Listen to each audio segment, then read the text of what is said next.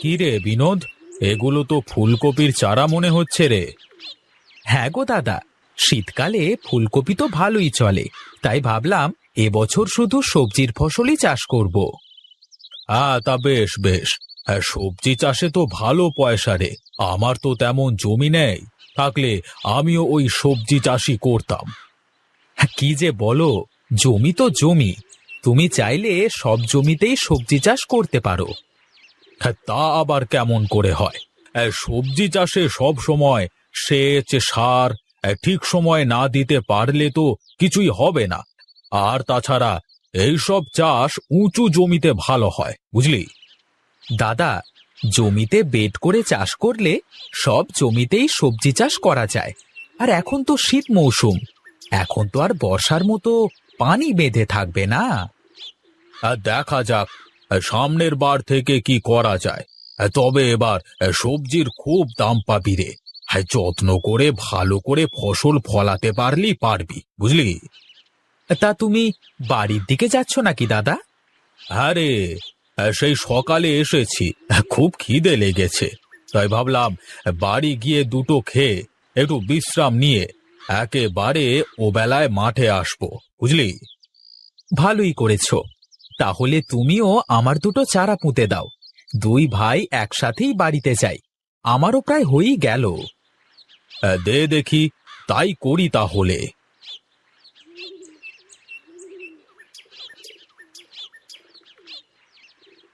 ওহ, এতক্ষণ ডেকে ডেকে বাড়ি একেবারে মাথায় করে তুলেছিল। খাবার দিতে একটু দেরি হলেই যেন আর রক্ষা নেই। তা কি বললো ওরা? কি কথা হলো তোমাদের? যেই খিদে লেগে গেছে অমনি ডাকাডাকি শুরু করে দিয়েছে। মনে হচ্ছে ঘর বাড়ি সব মাথায় তুলে ফেলবে। আর এখন দেখো কেমন শান্ত হয়ে গেছে। তা তো খাবেই, না খেলে দুধ দেবে কেমন করে? হ্যাঁ, আমিও দেখব। আজ দুধ ঠিক মতো দোয়াতে না দিলে ওর কপালে কষ্ট আছে। ঠিক আছে, এখন চলো, আমারও খুব খিদে পেয়েছে। শেষমেশ আমারও না ওদের মতো চেল্লানো লাগে। যাও, হাত মুখ ধুয়ে ঘরে গিয়ে বসো, আমি এসে খাবার দিচ্ছি।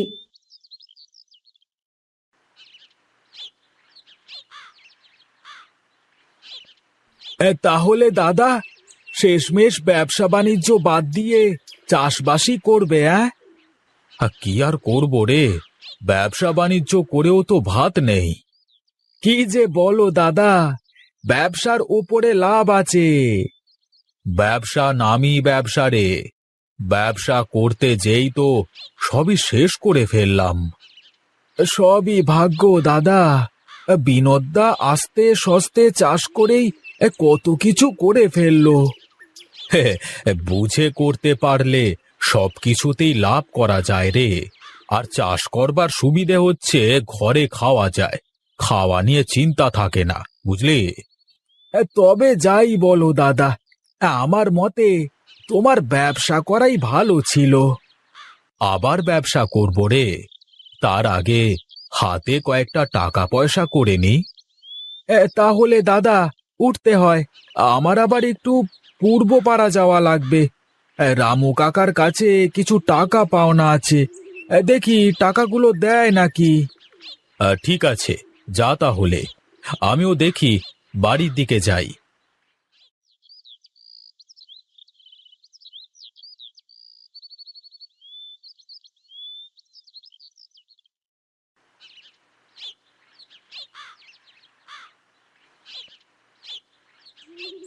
যাক, এবার মনে হয় ফলন ভালোই হলো। এখন দেখা যাক বাজারে কেমন দাম পাওয়া যায়। কি রে বিনোদ, তোর তো দেখছি চাঁদ কপাল রে। কি যে বলো দাদা, চাঁদ কপাল আবার কেমন হয়? চাঁদ কপাল না হলে কি আর এত ভালো ফলন হয় নাকি রে? আরে এবছর তো সবারই খুব একটা ভালো ফলন হয়নি। অনেকেরই তো ভালো ফলন হয়েছে দাদা, তাহলে তাদের সবারই তো চাঁদ কপাল। হ্যাঁ হ্যাঁ রে, সবারই চাঁদ কপাল, আমারটাই কেবল ফুটো কপাল রে। যাই করি তাতেই লস।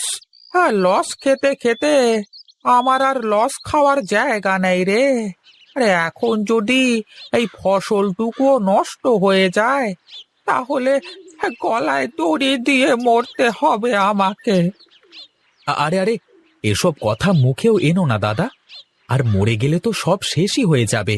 জীবনের সাথে যুদ্ধ করে বেঁচে থাকতে হবে, বুঝলে? চারিদিকে শুধু দেনা আর দেনা রে। চাষবাস করে যা দুটো ফসল পাওয়া যায় ঘরে খেয়ে এসব দেনা দেওয়া বিপদ হয়ে দাঁড়িয়েছে রে। ভরসা রাখো দাদা, একটা ভালো কিছুই হবে। এবছর সবকিছুর দামই ভালো। এখন ভালোই ভালোই বাজারে নিয়ে বিক্রি করতে হবে। দেখা যাক কি হয় শেষ পর্যন্ত। তাহলে তুই সার দিয়ে নে, আমি আস্তে আস্তে আগাই, কেমন? ঠিক আছে দাদা, যাও, আমিও আসছি।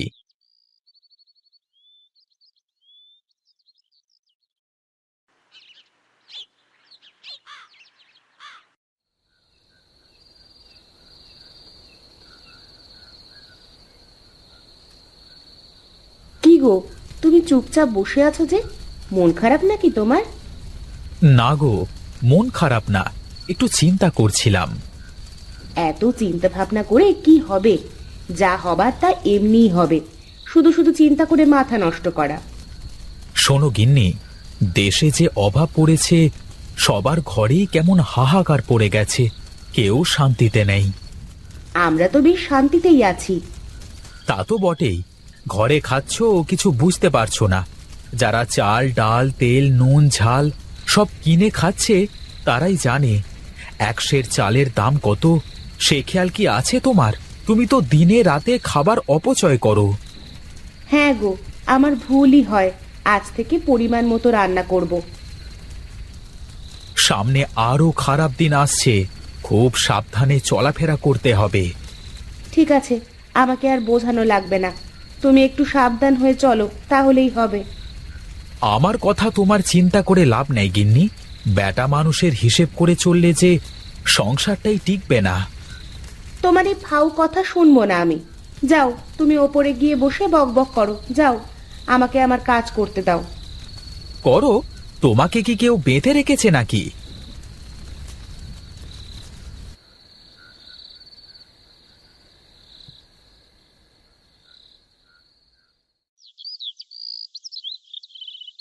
হে, কি হলো?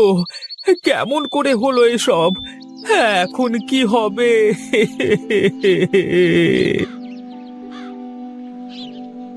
সব শেষ হয়ে গেল রে বিনোদ, সব শেষ হয়ে গেল।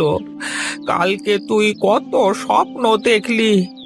দেখ দেখ বিনোদ, দেখ এখন কি করব বল। আমার যে গলায় দড়ি দিয়ে মরা ছাড়া আর কোনো উপায় নেই রে। এসব এসব এক রাতের মধ্যে কিভাবে হলো দাদা? কিছুই তো বুঝতে পারছি না।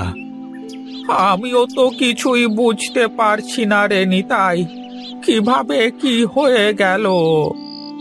আমার মনে হয় ওই ব্যাটার ভেজাল সার ওষুধের কারণেই এমনটা হয়েছে। আমারও তাই মনে হয় দাদা। তাছাড়া তো এমনটা হওয়ার কথা না। সারা মাঠ জুড়ে একই সমস্যা। চল চল, সবাই গিয়ে আগে ওই সার ওষুধের দোকানদারকে ধরি, তাহলেই সব সত্যিটা বের হয়ে আসবে। তাই চলো দাদা।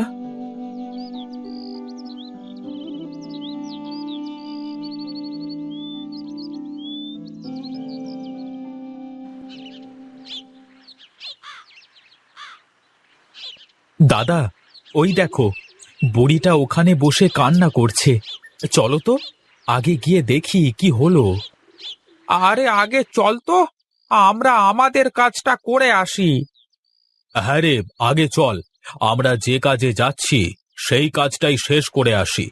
তা না হলে বেটা পালাতেও পারে দোকান ছেড়ে, যদি এসব কথা কানে যায়, বুঝলি না? নিতাই ঠিক কথাই বলেছে রে বিনোদ। চল চল, এখন আর সময় নষ্ট করবার দরকার নেই। ঠিক আছে দাদা, তোমরা আগাতে থাকো, আমি আসছি। তোর যা ভালো মনে হয় কর, আমরা চললাম।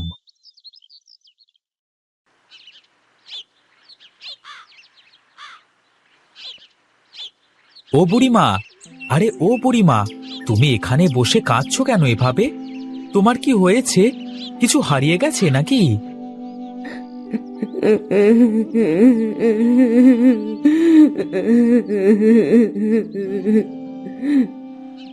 এ তো মহা জ্বালা, কিছু বলেও না, আবার সমানে কেঁদে যাচ্ছে।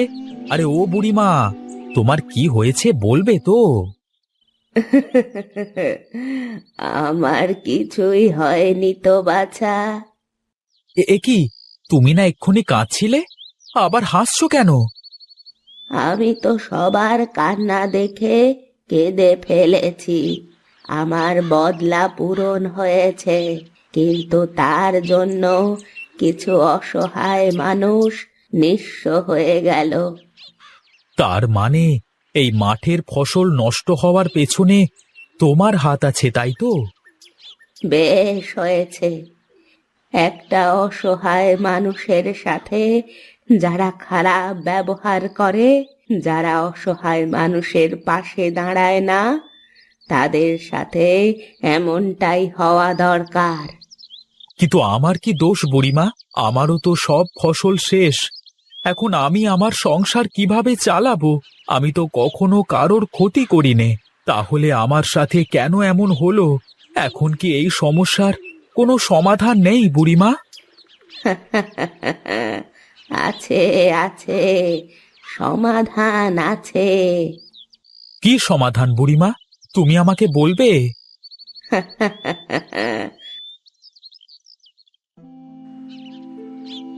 আমার ভুল হয়ে গেছে বুড়িমা, আমি তোমাকে চিনতে পারিনি, আমি তোমাকে সাহায্য করিনি, আমাকে তুমি মাফ করে দাও।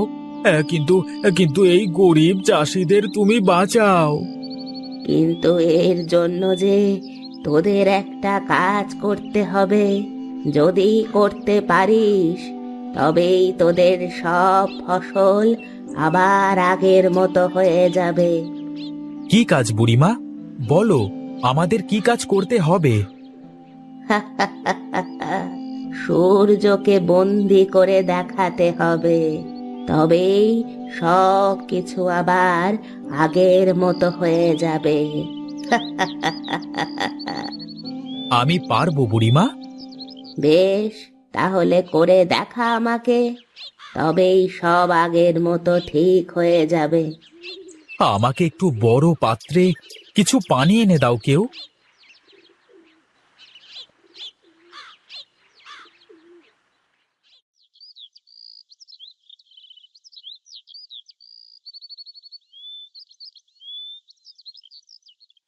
এই নে পানির পাত্র।